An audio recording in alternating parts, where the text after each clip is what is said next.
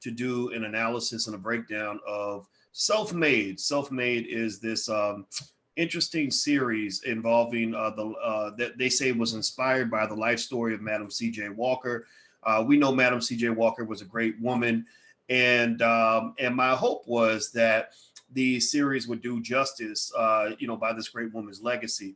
I'm going to say this as I get started, just to give you guys kind of a precursor to what we're about to break down.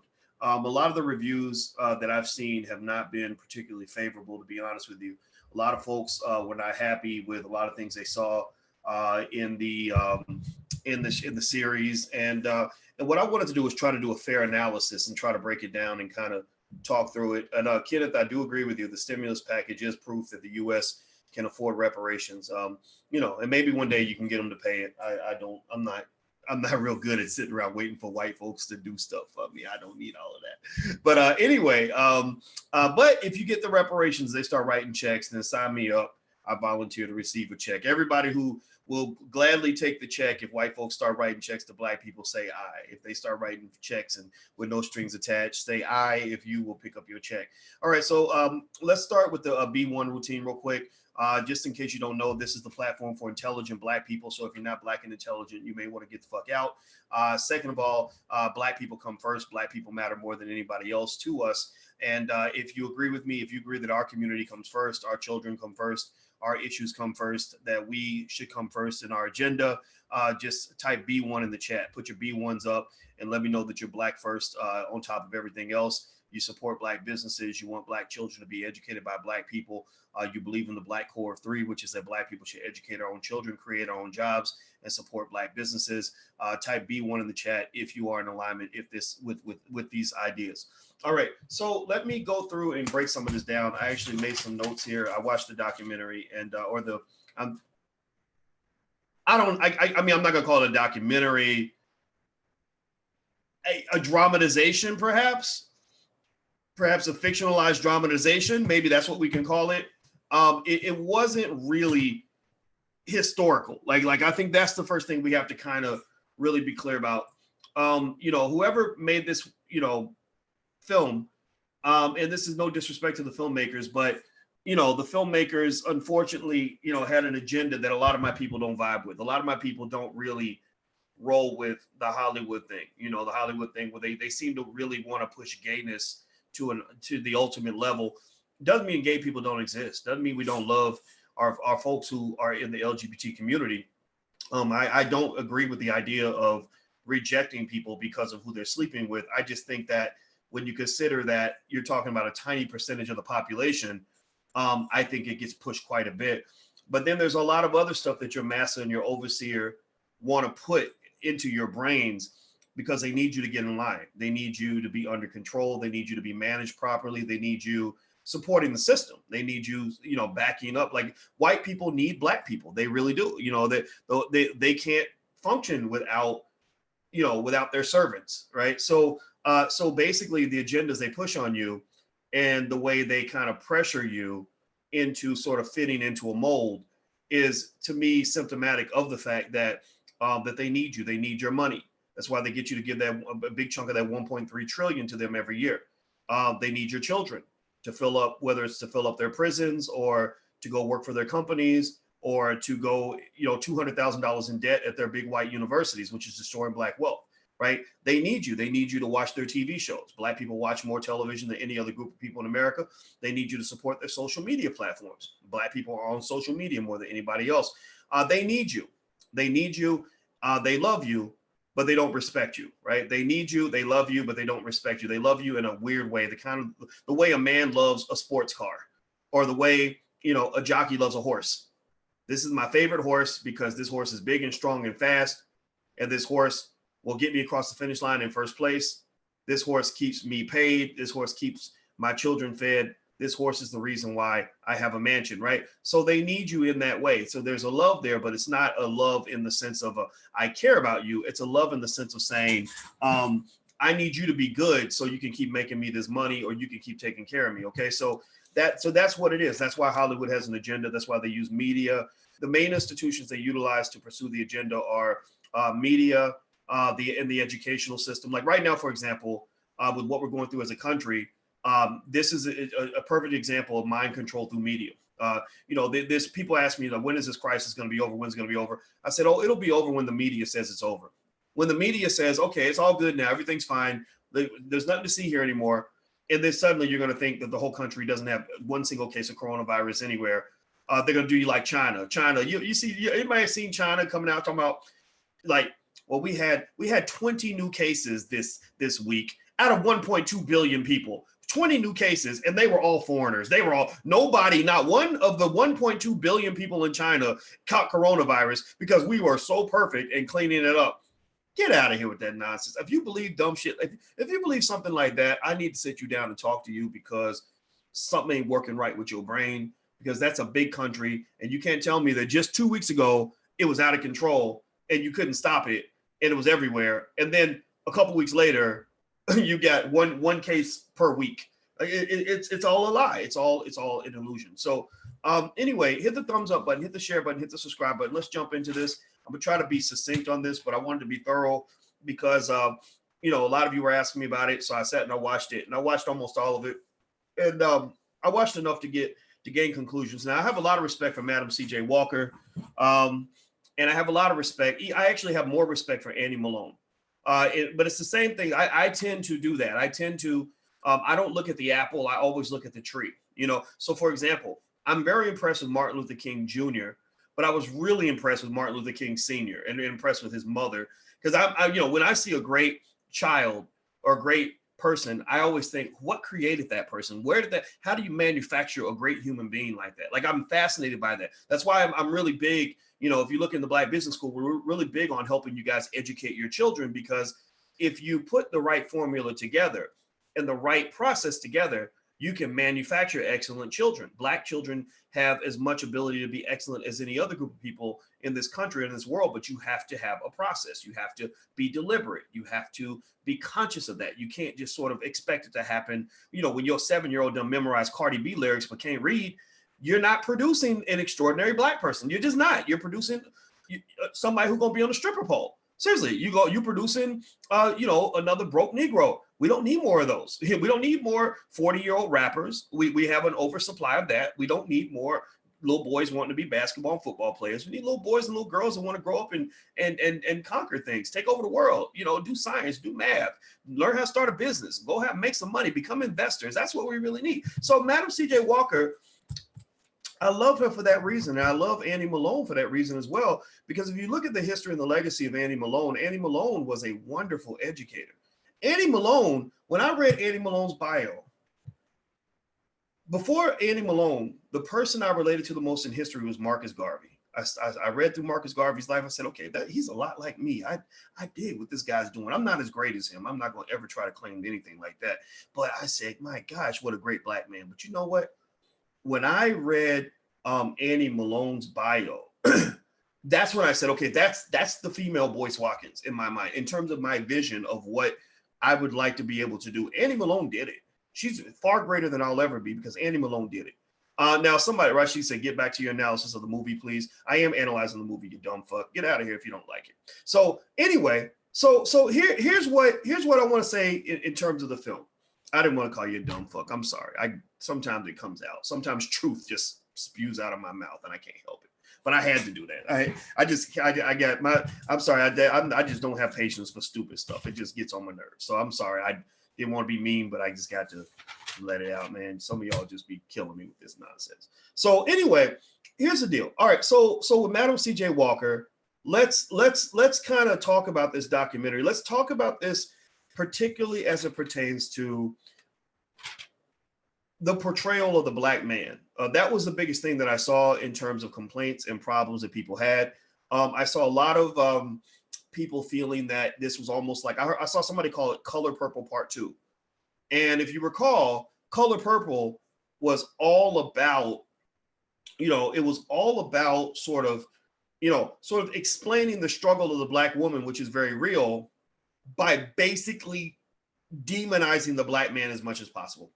Right? By basically doing what Klansmen and police do to Black men, which justifies the slaughter of Black men, similar to how Hitler justified the slaughter of the Jews by demonizing Jews and making them look like people that needed to be exterminated.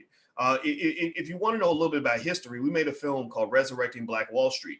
And in the research for that film, one thing that we found was that the justification for going over there and burning down Black Wall Street, locking everybody up and killing a bunch of people was that the media was used, remember, mind-controlled media was used to justify the idea of exterminating these people because they were deemed as menaces to society. So when you're labeling the Black man in such a negative and derogatory way, what you're doing is you're feeding the prison industrial complex, because all somebody has to do is accuse a Black man and then he's gonna go to jail, right? Because people are gonna say, well, he's a Black man. Of course, that's what they do, right? You're justifying police shootings because the cops are afraid of the Black man and they're hearing these terrible things. So they're like, oh, there's a Black man. Of course you had to shoot him. I mean, he's a Black man. That's what Black men do. They do bad stuff and you got to kill him, right? In fact, there's a scene actually in this self-made series about Madam C.J. Walker, in which she actually has to pull a gun out on a Black man because she went to talk to him about investing in her company. And of course, being a Black man, he decides he wants to rape her because that's what Black men do, right? So he tries to rape her. She pulls out a gun, and he doesn't rape her, and that's so basically that's the conclusion. In order to protect yourself from a Black man, you need to carry a gun and don't be scared to use it. So going deeper into this, I analyzed. I actually brought out. I actually pulled up, just the portrayal of every male a significant male in this film, and so I can go one by one in terms of explaining what's going on when it comes to the portrayal of men. And I think those who have a righteous belief in the equality of women, the respect toward women, the protection of women, have to really be cautious about overcorrecting. Overcorrection means that you support women by basically destroying men, and that you treat Black men as if we have always been as evil and as horrible as white men. And I'm not going to say there's not evil Black men out here. We all know that there are evil people in every gender, every society. But it's the Black man. I think it's a lot of unfair pressure on the Black man because we're getting it from all sides, right? We got white folks that hate our guts and want to kill us. Then we got Black women who side with white folks who hate our guts and want to kill us. And it's a very daunting kind of situation to deal with. So when you look at the portrayals of the men, there was the husband in the film. The husband wasn't shit. Basically, he was a cheater. He was incredibly sexist. He was played by your boy. They used to do those movies in the 90s. Blair Underwood. That's his name. Blair Underwood. So Blair Underwood is a cheater. He's sexist. He's a big asshole. He pretty much fucks up everything. And in fact, there's a scene where she tells him, "You're just like every other man," right? So you just talk about broad sweeping generalizations. You're just like every other man, right? So imagine if I go to Alicia and Alicia does something that hurts me. Let's say Alicia does something really terrible. Alicia cheats on me, and I come home and I find a midget and two sailors in my bed, right? And I'm just devastated. I'm mad as hell or whatever. And I say, "You're just like every other Black woman out here. You're just like every other woman," right? Would that be fair? Give me a yes or no. Would that be fair? Would that be an accurate portrayal? By me saying something like that, like "you're just like every other woman," I'm actually saying more about myself than I'm saying about her, right? The fact that I can see what a ratchet woman does, because we've all been hurt by women in our lives. We've all been hurt by men, right? And there's a difference between a Black person who can say, yeah, that particular person hurt me, versus somebody who says that entire gender always hurts me, right? So for her to even have that line in the film, "You're just like every other man," and then have the hallelujah screaming in the back, the Lizzo fans all saying, "That's right, girl, throw that man out the door. He ain't shit. You're perfect. You gonna rise because you dumped that dead weight of a man," right? That feeds into this idea of that ultimately ends up destroying Black families. It feeds into this false narrative that the Black woman is better if she dumps the Black man on the corner and continues down the road. Right? You would be moving forward, girl. You would be doing better, girl, if you didn't have that shitty dead weight hanging on your ankles, right? So for her to make that comment, like "you're just like every other man," before she tells him "get the fuck out" or whatever she says in the movie, that's deeper than what you might think. The fact that she's the hero and you're cheering on this narrative means you're cheering on the destruction of the Black family. you're cheering on this idea that black men and black women can't coexist and work together without the black man being some sort of dead weight or baggage. Then there's another character I noticed. There was Bill Bellamy played a pimp in the he was like a pimp, street hustler, numbers runner type dude named Sweetness. So that was interesting, right? So you throw in Sweetness. I don't know if Sweetness was a real person or just somebody they invented, but somebody invented Sweetness and put him in the film. Then there was she had a male friend who was actually helpful. There was actually one good black man, or actually a couple in there. One was this male friend that was very helpful. Now, what was interesting with him was that even though he was helpful and supportive, he was also, number one, he was very weak. There was a scene where he gets berated by his wife and she's verbally abusing him, because he basically fucked up something. He was very incompetent.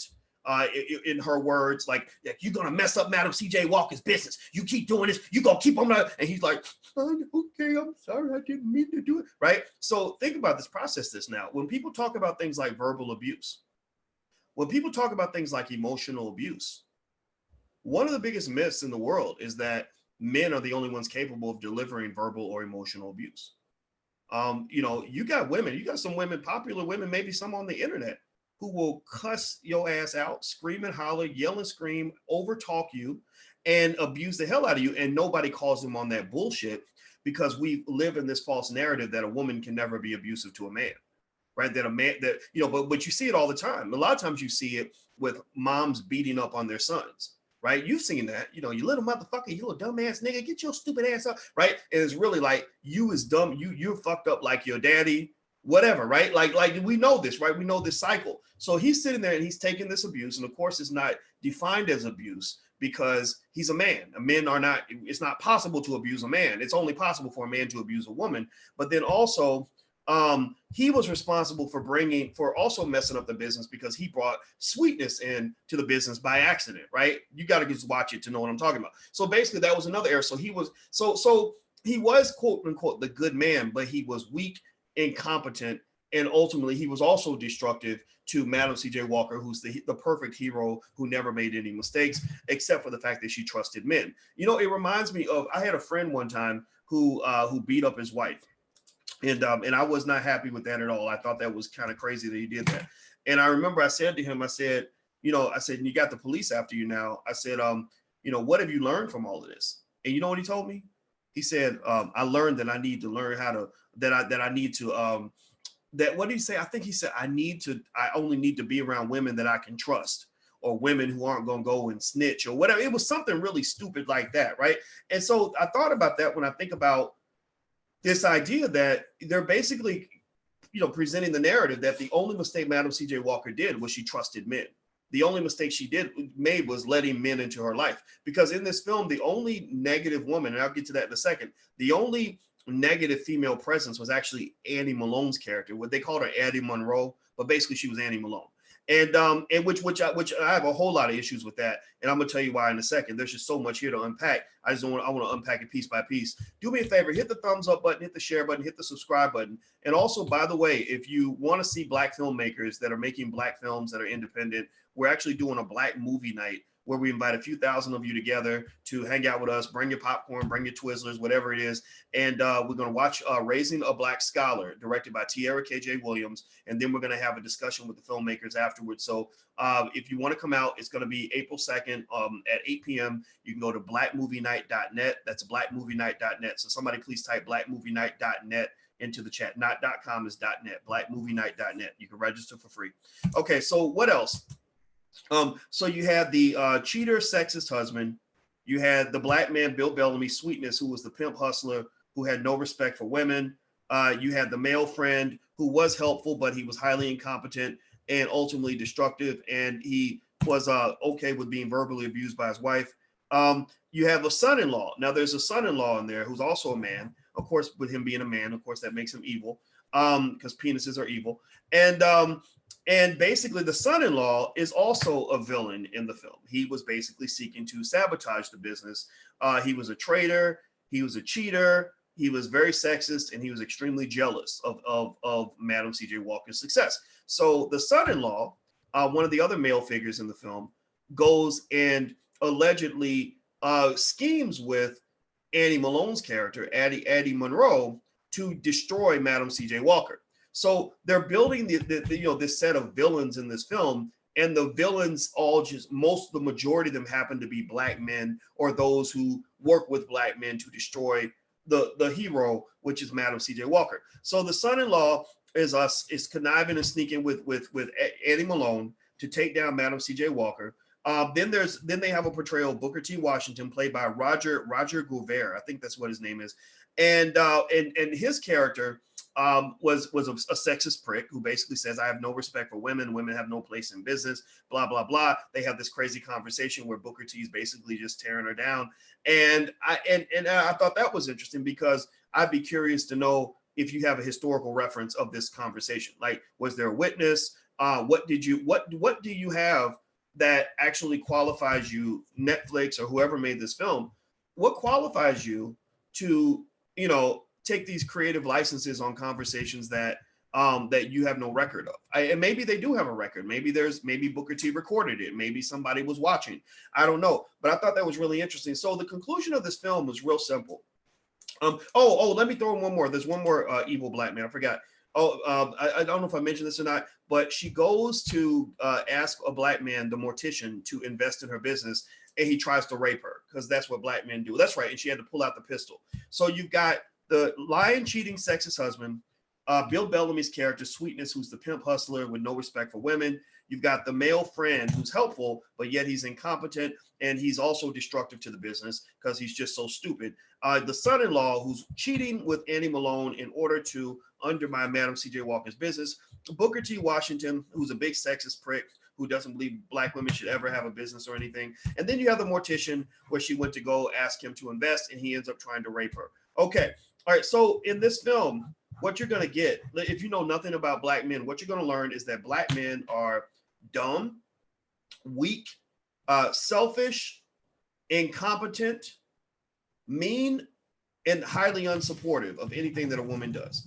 That's what you're going to pretty much get from the film, right? So kind of similar to the Hollywood agenda. And then, speaking on the Hollywood agenda, let's go over to the women. So Madam C.J. Walker has a daughter in the film, played by Tiffany Haddish, who was not a good choice, because Tiffany just, Tiffany's a good comedian, I guess, but she's not a good actress in that regard. Like, she sounded like she came off of out of South Central 2 weeks ago. Like, it wasn't, she's like, what? You over there fronting, dude? Like, it was really weird to hear her talking. It's supposed to be 1910. That it didn't work for her. No disrespect to Tiffany Haddish, but it is what it is.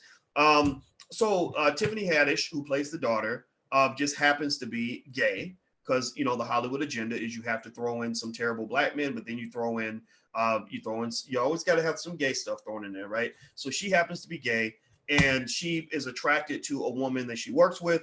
Now, again, we're not here to pretend like gay people don't exist. They've always been around, right? And I think that you can absolutely positively take note of that. But I think at the same time, we know the Hollywood agenda is real. So effectively, she has this love affair that's portrayed as very romantic, very liberating, like, oh my God, it's so beautiful. Two women are attracted to each other. And it's fascinating to me, right? One thing I pointed out to Alicia is I said, it's interesting that this gay relationship is similar to the heterosexual relationships that were happening, right? Her husband, Madam C.J. Walker's husband cheated with another woman, right? That's portrayed negatively. That's portrayed as something bad. But when Tiffany Haddish's character was cheating with the woman, it was portrayed as beautiful and liberating, right? Because, why wouldn't she cheat? She's with this horrible, incompetent, pathetic, terrible man, right? So in a way, what that reminds me of, and this really goes down to the fact that, LGBT and feminist agendas kind of roll together. And what the ultimate, bottom line narrative is that I tend to notice is there tends to be this sort of lack of accountability, or this consistent, get out of jail free card that's laid out to basically say, if you're a man and you cheat, then you're a bastard, you're selfish, you're dirty, you're a horrible person. But if you're a woman and you cheat, then all you got to do is, pick an excuse, right? Well, he was emotionally abusive. Oh, okay. Well, that's fine. That's no problem, girl. Or he neglected me. Oh, okay. Now I get it. Oh, he was abusive. He beat me. right? Okay, no proof required, no nothing, right? Let's just, take this black man's reputation, throw it in the garbage, right? No evidence whatsoever. So that's the other thing too, and this goes back to the point I want to make on this. So the questions I would ask the filmmakers, who clearly are, they're wired into Hollywood. I mean, how do you get these deals in Hollywood? Well, you got to be connected to the agenda. That's why I think black people have to have an independent version of a black version of Hollywood. We don't have to call it Hollywood, we can call it something else, but it has to be independent and black, so you don't have to align with these agendas, these preset agendas, in order to get a film deal greenlighted. I know LeBron's listed as an executive producer, and I love LeBron. I think he's great. But remember, being an executive producer pretty much means you provide a bunch of the money, maybe a couple connections. It doesn't mean that you're on the set every day and reading through the script, deciding what's going to be in the film. I've executive produced many films, and sometimes, a lot of times, I just tell the director, I'm like, look, you're the director, do your thing, just make it good. And then show me what you got when you get finished, right? So executive producing a film does not mean that you're actively involved all the time. Sometimes you are, sometimes you're not. It means you're kind of bringing the resources together to help get the film done, okay? Like, for example, Melanin Code. I'm an executive producer on Melanin Code, but Marcus Small is the genius behind Melanin Code. If you haven't seen Melanin Code, you got to see it. We're going to show it on a Black Movie Night. You can register at blackmovienight.net. We're going to show that film. It's really good. It's right there with Hidden Colors and everything else in terms of that genre of really strong black movies. Marcus Small's a genius. I love this brother. All right, so let's keep going. So what I would ask the filmmakers, who are connected to the LGBT agendas and pretty much the white liberal agendas, whatever they happen to be, I would ask them this. Okay, so you're doing this portrayal of a significant black historical figure. You're doing this portrayal of Madam C.J. Walker, a black woman that we all know about, a black woman we respect. In the process of that, you have absolutely mutilated the legacy of Annie Malone, right? So at the expense of Annie Malone's dignity, the dignity of her legacy, you elevate Madam C.J. Walker, but at what expense? At what cost? You have absolutely, ripped Annie Malone to pieces, made her look like the most scoundrelly,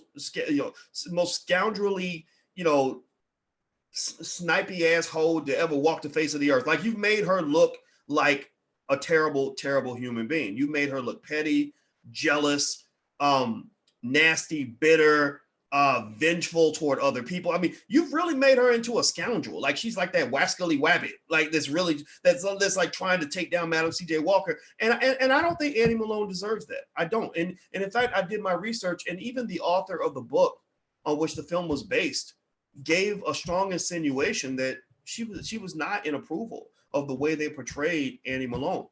So the destruction of Annie Malone's legacy, did you have to destroy Annie Malone's legacy in order to elevate Madam C.J. Walker? And are you actually contributing to problems as much as you're actually solving them? Because you're pitting, they created this whole narrative of light skin versus dark skin. The whole entire series, Madam C.J. Walker's character was completely obsessed with the fact that Annie Malone was light-skinned and pretty, or light-skinned and thin. And I'm asking you for something that feminists don't like to provide, which is evidence. All I'm asking for is evidence. You're not making up a story here. You could have made a film called,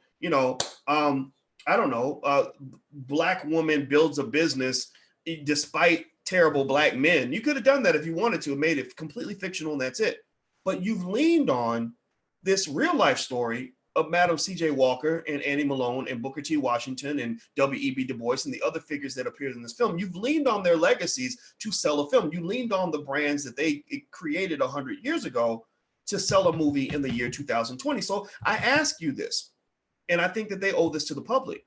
What is your evidence? Where's your evidence? I know feminists don't like to be asked to produce evidence. I know the Me Too movement doesn't believe evidence should exist, unless you're a black man, in which case you can provide the evidence and you still won't get justice. But if you're a white woman and you make an accusation, especially against a black man, no evidence is required. It's very easy to send a black man to jail or destroy a black man, whatever, right? But I'm saying, where's the evidence that Madam C.J. Walker had this whole color complex going on? Where's the evidence that Annie Malone sat around being that wascally wabbit scoundrel that you portrayed her to be, who was completely obsessed with destroying Madam C.J. Walker's business? What was Madam C.J. Walker's daughter truly a lesbian, or did you just decide to make her gay for your own purposes? Now, if she really was gay, then I think that's okay. But then again, though, remember that there's about 1,000 things I can focus on a human being, right? Like, for example, right here with me, there's a million things you can focus on. You can focus on the fact that I'm wearing glasses. You can focus on the fact that I have a goatee. You can focus on the fact that I'm wearing a watch. You can focus on my shirt that says support Black business. You can focus on what's behind me. There's a lot of things you could focus on, right? You can focus on the fact that, you know, a bunch of people think I'm an asshole, right? But so what you choose to focus on is a deep reflection of who you are, how you think, and what your agenda is, right? So the fact that out of all the things that they could have focused on with Madam CJ Walker's daughter, the one thing they focus on is her sexuality.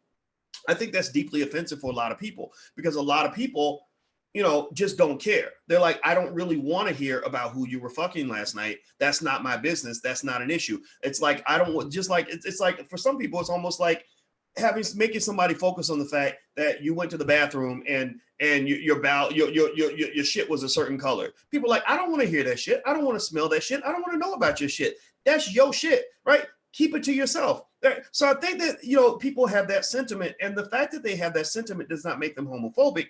It just makes them human. It makes them free Americans that have the right to you know, care about the things they want to care about. They don't have to care about the things you tell them to care about. You might want to run around, like, for example, I know men who cheat on their wives, and I'm sure they can run around and scream, oh, it's sexual liberation for me to go have sex with the secretary. I need everybody to know that, and I need everybody to not only know that we have sex, but I need them to know that we did doggy style over the desk and we have sex 3 times a week. Well, a lot of people might be like, look, I can look the other way when you're doing your thing because that's your thing, but don't put it in my face and require and demand me to view it, analyze it, think about it, and co-sign on it, right? Don't ask me to somehow acknowledge or make you feel better about whatever ratchet shit you got going on in your life, you know, by me telling you that I think it's okay, especially if I don't think it's okay. If I don't think it's okay for you to sleep with your secretary, then leave me alone, right? I'm not going to bother you. I'm not going to tell you what to do. Just leave me alone. So I think a lot of Black folks, when it comes to those agendas,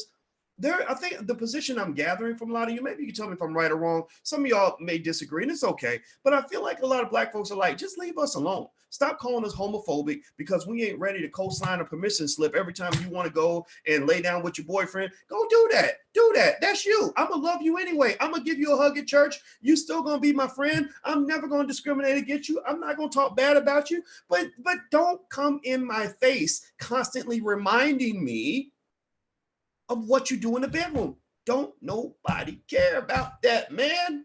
Seriously. Let's keep going.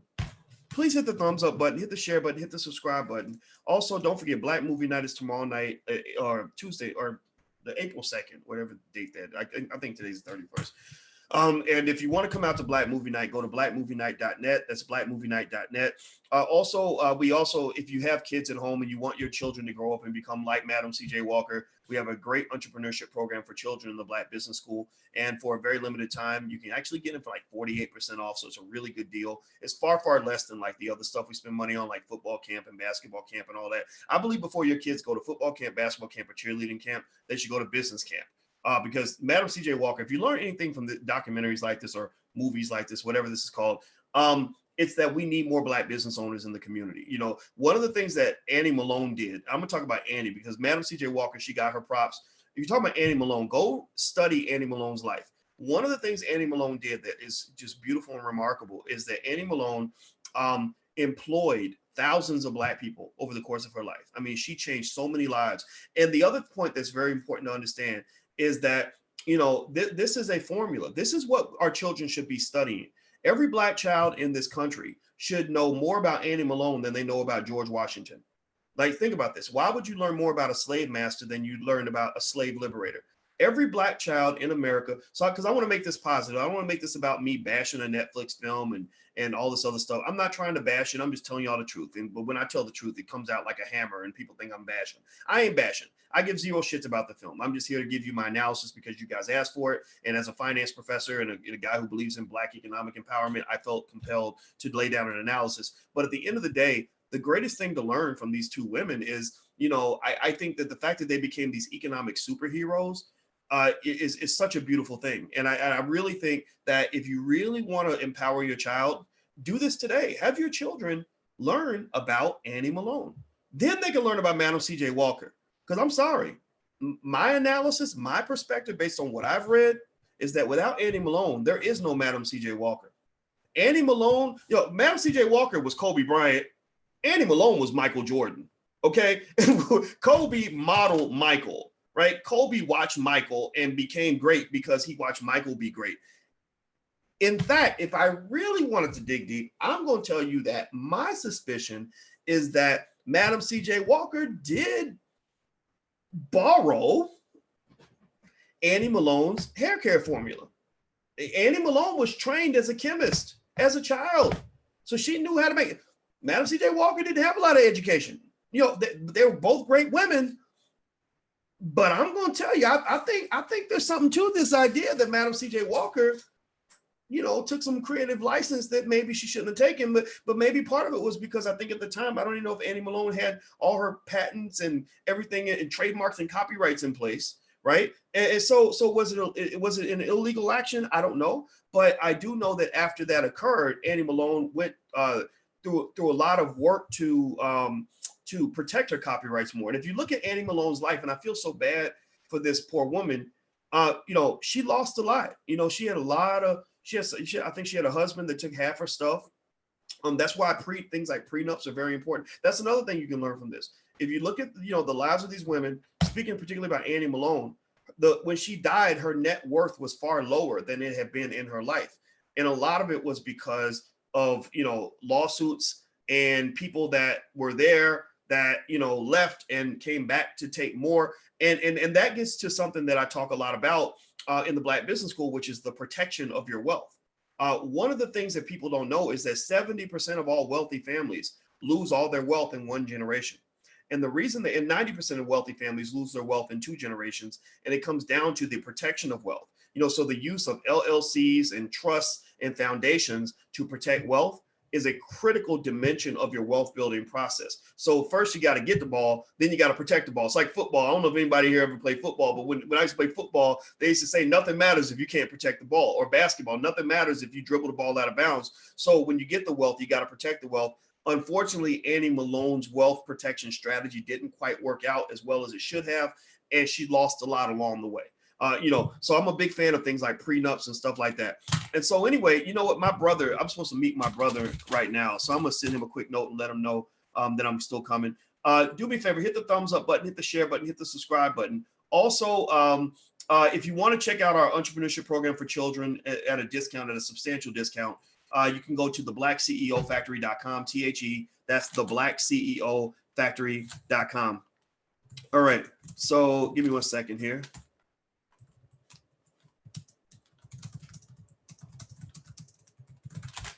Okay, yeah, so feel free to check it out. It's theblackceofactory.com. So for today, for the rest of the day, you can get 48% off. So theblackceofactory.com, it's online. There's 3 modules, 15 things every Black child should know about entrepreneurship. There are self-study exams you can give your child. So since a lot of your homeschooling, I think this would be ideal for you. And then lastly, when it's done, there's a certificate you can print out. So you print out the certificate, give it to your child, maybe get it framed possibly, and put it on their wall like it's a college degree. And this does wonders for their self-esteem and their self-identity. It doesn't matter so much what the world thinks about you. What matters is what you think about yourself. So a lot of these programs are also designed to help the child develop the self-identity of a wealth builder. So if you look at the Annie Malones and the Madam C.J. Walkers of the world, if they didn't see themselves as wealth builders, as entrepreneurs, etc., they could have done any of the things that they did. So if I could create 1,000 Annie Malones, I would. So let's finish this last couple points about this show. I recommend watching it if you just want to see it for yourself. I don't think that it's necessarily good for you to just base your opinion off my opinion. I think watching it on your own might allow you to form your own opinion on it. Because I don't want to be totally biased here, but it really kind of bothered me, mainly because I'm a Black man and I believe in the preservation of the Black family. And I did not see anything in this documentary, and maybe some of that does translate to the lives of these amazing women, that really speaks to the significance and the importance of the Black family as an opportunity for a wealth building process. If you can form a family where you've got codes of conduct and a structure there that everybody agrees to, then that becomes a massive and a wonderful wealth building tool. What what undermines your ability to build wealth is when you constantly have power struggles, right? When the woman wants to be on top of the man wants to be on top of the woman, the kids don't want to respect the parents, or everybody wants to do their own thing. Everybody's like, well, I'm gonna do better on my own. Then you have the kind of problems that Annie Malone and Madam C.J. Walker had. In fact, when I saw this film, I really thought about the Willie Lynch letter. And in the Willie Lynch letter, they talked about, basically pitting the light skin against the dark skin, young against the old, the male against the female. And that's what you saw. You saw a lot of Willie Lynch in this film that was really problematic to me. So I think that the people who made this film should be obligated to provide evidence that all these things happen. Did Booker T. Washington really yell at her and tell her that, it's not a woman's place and all that? Or did you just decide on your own that you're going to use the power of media to destroy the legacy of a man that's respected by millions of people around the world? So the last piece I'll throw in here is this. When you look at this film, you kind of sort of get into what I would consider to be the rules of Hollywood. The rules of Hollywood are basically that Black males are inherently dangerous. Black males are inherently destructive, negative, toxic, incompetent, not beneficial to have in your life. And now white males are safe. There is a scene where Madam C.J. Walker found some nice white men who were thinking about investing in her factory. Now, of course, the white men didn't do anything evil or racist. They were all good people, and they were all there to consider investing.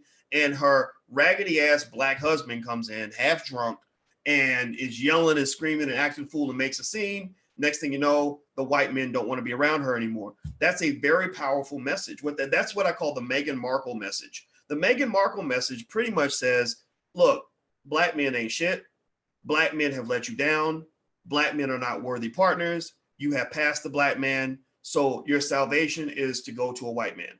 Like that's what that really said to me. And it's a consistent narrative that you see in a lot of situations. It's something that you hear on a regular basis. In fact, I remember when I asked a really naive question that got me in trouble on Twitter about Kamala Harris. And I said, I'm really fascinated. How do you go to an HBCU and meet all these, educated, empowered Black men, and you end up marrying this white guy, this white lawyer?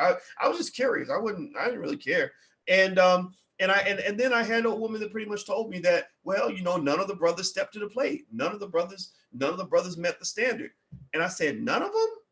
And she said, no, none of them. I said, okay, so you mean she met thousands of Black men and not one of them was capable of being as quality of a human being as that one white guy that she found? So she found the magical white man, right? Like out of all the hundreds, maybe thousands of Black men she met, not one of them met the right standard. That is utterly fascinating.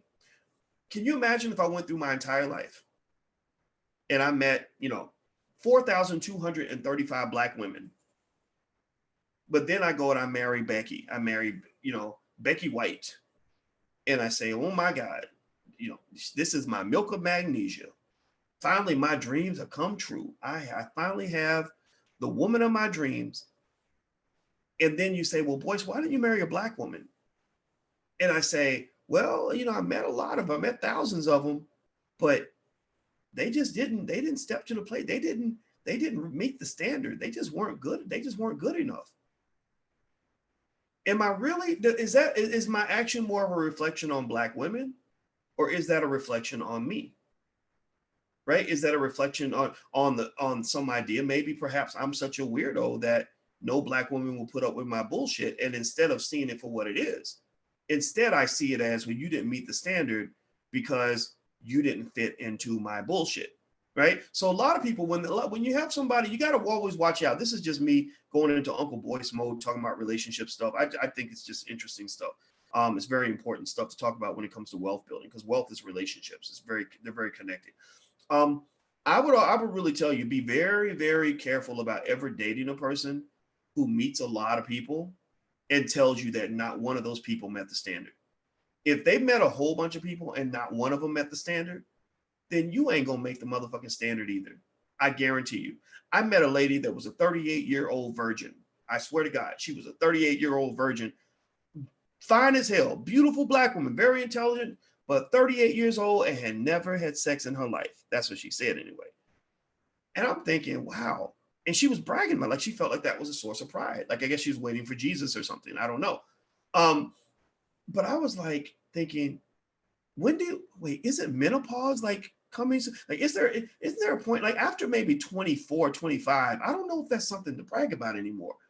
But the thing was, if you talked to her long enough, I mean, eventually I wasn't interested in dating her. Eventually I was like, this ain't my type. I ain't trying to, whatever brick wall you got to climb, 50-foot brick wall you got to climb with barbed wire fence to get to that. I'm not even willing to put in that much. That's too much. But we became friends and I became interested in what was going on in her head. And what I concluded walking away from this was that there was some sort of barrier in her head from childhood that just pretty much made it impossible for anybody to meet that standard. Right. So I would just say to you that, I think if you really want to understand the bias against the Black man, I want you to take some of the things that you might hear a sister say about Black men. I'm talking about a bitter sister, not the Black women that are here. Most of you are here because you're good people, and I respect you for that. But I have a lot of people that get mad. Their feelings get hurt when I speak to, what I think is the truth. Maybe I'm wrong. I don't know, but this is what I'm seeing. But I want you to sort of take their words, and if they say something about a man, I want you to flip it and say, what if a man said that about a woman? How would you feel? What would that sound like? Right? And does it sound okay just because they're saying it about a Black man?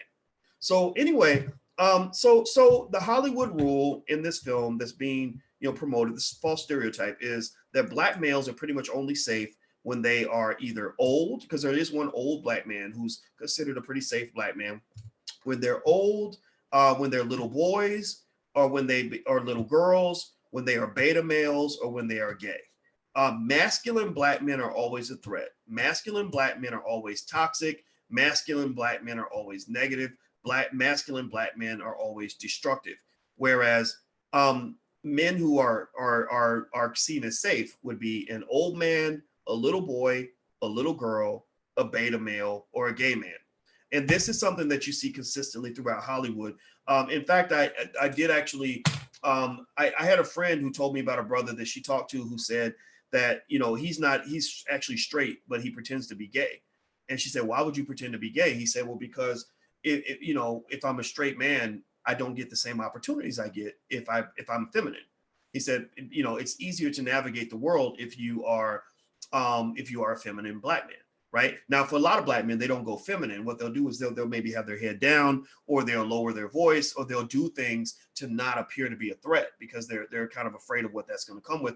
And I think about that when I remember when I was 19. This is when it really came to fruition for me, when I started to see it. Was one day we had to all register for classes when I was in college. And back at that time, it was, I just tell you how old I am. It was before all the digital stuff. You couldn't register online and all that. We had to stand in line. And the line was really, really long. And I waited in this line forever. And I owed a little bit of money to the library. I paid my library fine, because if you didn't pay your library fine, you couldn't register. So I paid my library fine. I went over to register. I stood in this line for 2 or 3 hours, got to the front of the line, finally got there. And I'm ready to register. And the little white girl looks down and she says, you can't register because you owe a library fine. And so I was like, obviously irate. I was like, what? I paid that fine. I paid that. Right. And I'm just doing this. I'm like, no, I'm not waiting in that line. Like, right. And I stopped for a minute and I looked up, and everybody was frozen and staring at me, like almost in complete fear. Like I was the coronavirus or something. Like they were all just like frozen. And that's when it hit me, like, oh my God, they're afraid of me. They think I'm really going to hurt this lady. Right. And I wasn't. I was just mad. I just wanted her to, like, let me register for classes, right? But that really kind of speaks, I think, to the way a masculine Black man is seen. And I think the solution really for Black men, if you're a Black man, is to understand that, have that awareness about yourself and kind of know there's not really a lot of places for you in this society. So that's why Black men have to build our own societies, build our own systems. The best thing that ever happened to Black people, honestly, is this quarantine. Long term, not right now, not right now. I know you're going through it. I know, there's some discomfort attached, and I'm not going to deny any of that. But, no pain, no gain. With the pain, there is a gain. You just got to go find it. And I'm going to tell you, I think one of the best things that ever happened to Black folks is being forced to be detached from this system long enough for you to figure out how to create your own way. right? A lot of y'all right now are starting your own online businesses because you want to make some extra money. A lot of y'all for the first time are learning how to homeschool your kids, but you never did it before because you didn't have time or you didn't think you could do it, right? Now life is forcing you to evolve, no differently from, have you ever had a relationship with somebody who was a complete piece of shit, but you love that person so much that you didn't want them to go? How many of you have ever been in a relationship with somebody and begged them not to go, like embarrassed yourself? Has anybody ever embarrassed themselves over love? I'm gonna raise both hands because I've done it probably about 18 times. And where you just like were begging somebody not to go. And in hindsight, though, now, like when I'm talking about it now, you're looking back and you're like, oh my God, why would I ever beg that shitty person to stay in my life, right? Like that's what we do, right? That's because we have habits and we form addictions, and love is one of the most ultimate addictions that there is. And we're in love with this system. We're in love with white folks. We're in an abusive relationship with white supremacy, and we can't let it go. Like every time, and so we complain about it, but we don't want to leave it, right? Every time we're forced to leave, we're like, no, no, no, no, wait. We singing Jennifer Hudson songs. Oh, no way, I'm living without you. I'm staying. I don't want to be free, right? That's what we do, right? So that's why you complain about white folks, but you begging them for jobs, right? You get mad at the way they treat you, but you keep going back to the same businesses, giving them your money every month, whatever it is that you do, right? Because you're connected to the system. You have a habit, you have an addiction, and you're addicted to an abusive relationship. So here's what happened. Here's where God took care of me when I was too stupid to take care of myself. I'm gonna put this on God or the universe or whatever you believe in. So you got to believe in something. I don't believe in atheism. I think that's too arrogant. How the hell you know there ain't no God, right? So I believe that there's a God because I know I didn't create myself. So I put this on God. The times where God was smarter than I was, when God was smart when I was stupid, was when God would take a toxic person out of my life and force me to break that link. Like force me to go through the pain and the discomfort and the agony of losing somebody that I really swore I could not live without. Right. And you know what would happen? It would be terrible. It would be as bad as what we're feeling right now by being detached from the system. You can't go to work no more. Can't go out and, can't go to send your kids to the white school no more. Right. It is very uncomfortable. Change is very uncomfortable. Right. And then what would happen is it would be really painful for about like maybe a week or two. And then maybe about week 3, I get out of bed and I start saying, well, I got to deal with this new reality. And I start evolving and moving forward and trying to be more optimistic and looking at new opportunities. And then next thing you know, I notice some beautiful girl and I'm really excited again. And then I find love again. And then 6 months later, I'm looking back and thinking, thank God that horrible woman kicked me out of her life. Thank God she dumped me. Not only have I forgiven you, but I want to send you a thank you card because I was addicted to an unhealthy drug and you forced me off the crack pipe. So I believe that as Black people, we have consistently for many years been smoking the crack pipe of white supremacy and white supremacist systems.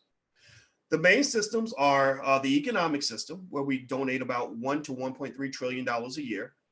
The educational system, that's another one, not just public schools that destroy your children more than they help them, but also the universities that have put you so far in debt that many of you are going to die in the red. You're not going to leave anything to your family except student loans, right? No disrespect, but it's real. Y'all know what I'm talking about, right? And there's other systems. You can go into media. You can talk about a lot of these systems that are out here. But what's my point? Why am I bringing this up? Well, because I think that for Black people, this is an opportunity. This situation, this tragedy, this crisis, this difficult situation is an opportunity for you to form new habits. Maybe working from home isn't that bad. Maybe you can find a career that allows you to work from home. Maybe, having your children around where they can actually learn from you instead of that raggedy ass racist at school every day. Maybe that's something that they enjoy. Maybe your children will be happier as a result of that. Maybe this is the time to consider the transition. I'm not telling you what transition to make. I'm just telling you that this is an opportunity for change. Whenever something is taken away, that opens the door for something new. But if you're so focused on what you lost that you can't see what you gained, then you'll never be able to move forward. So don't waste your time worried about what you lost. Focus on all the possibilities that have opened up. That person dumped you. Yes, they're gone. They're not available to you anymore. But that means there's now 1 billion other people out here that you can fall in love with and have a great experience with. That is the best feeling in the world. Optimism, man. That's where it's at. So anyway, do me a favor. Please hit the thumbs up button, hit the share button, hit the subscribe button. There's no other point I want to make on this film other than to say that it wasn't terrible. I'm not going to say it was bad. but it definitely had an agenda. So if you watch it knowing that there's an agenda, maybe you can enjoy it. I don't really know. Knowing what I know now, would I watch it again? I don't know if I'd watch it. I watched The Banker. I did a review on The Banker. I enjoyed The Banker because The Banker was more consistent with the value systems that I believe in. But the Madam C.J. Walker one reminded me a lot of the Harriet Tubman film. The Harriet Tubman film was absolutely terrible because one thing that they did, among others, that was just unbelievable, that was ridiculous, was they invented two black people in this film that didn't even exist. They invented one black woman who looked pretty much like she was a lesbian, the way she kind of had these real intimate color purple bathtub scenes with Harriet Tubman. And then also they invented this really horrible black man who wanted to kill Harriet the entire movie. And then he ends up killing the other black person. So I said, so this is fascinating. So you invent two imaginary black people, and one imaginary black person murders the other imaginary black person by stepping on her head and saying, you dirty black bitch. And he steps on her head and kills her in this horrible way. And then in that film, what was also fascinating is that not one single white person died. Right. So the only person that died, now Harriet Tubman is known for carrying around the gun, not being afraid to use it. And out of all the people that could have died in that movie, the only person that died was a black woman. You can't tell me that there's not an agenda tied up in that. And the fact that they will make something like this and think that that's okay and think that people aren't going to notice this is really a reflection of just how off base we've gotten, as a society. So what is my belief on this? I'm going to close on my fundamental belief. My fundamental conclusion is that rather than complaining about what white Hollywood is doing with their movies, I think we need to have black spaces where films are being made, where our stories are being told in the way that we're telling them. That's why I will regularly, consistently mention to you black filmmakers that are doing great stuff. I talked to Squeaky Moore the other day. I love Squeaky. Mark Harris has made some great films. Dorian Chandler, Rick Mathis, Tierra KJ Williams, Madam President. I think that there are people out here that we can make famous, that we can support, that we can turn into millionaires. And I'm going to put these people in front of you so that we can use our platform to contribute to the solution rather than sitting around just bitching about the problem. So two things I'll mention real quick. Hit the thumbs up button. First of all, make sure you hit the thumbs up button, share and subscribe button. Also, Black Movie Night is happening on April 2nd at 8 p.m. You can register for free at blackmovienight.net. That's blackmovienight.net. We're going to watch Raising a Black Scholar by Tierra KJ Williams. Roosevelt Mitchell III will be there, along with Nomalanga Mushali Moses and Amani Walker. We're going to talk all about homeschooling and the homeschooling movement in the Black community. And also, if you want to teach your children how to become the next Annie Malone or the next Madam C.J. Walker, or whatever, or the next Marcus Garvey, get them the training now. We have a great program that is actually on a steep discount for the next 48 hours called the Black CEO Factory. You can go to theblackceofactory.com. That's our entrepreneurship program for children. You will love it. It is very, very good. And there's a 30-day, 100% money back guarantee if you're not happy for any reason. At the Black Business School, we are here to serve your needs. We want to make you happy. We have an excellent customer support team that is right there waiting to do whatever it takes to make you extremely happy. We just want you to give us a chance. So feel free to go to theblackceofactory.com. Somebody type that in, theblackceofactory.com. I'm out of here. I got to go meet with my brother. I'm literally 25 minutes late, but I just wanted to continue this conversation because I thought it was worth having. So thank you guys for listening. Have a good day, and I will see you guys soon. Take care. Peace.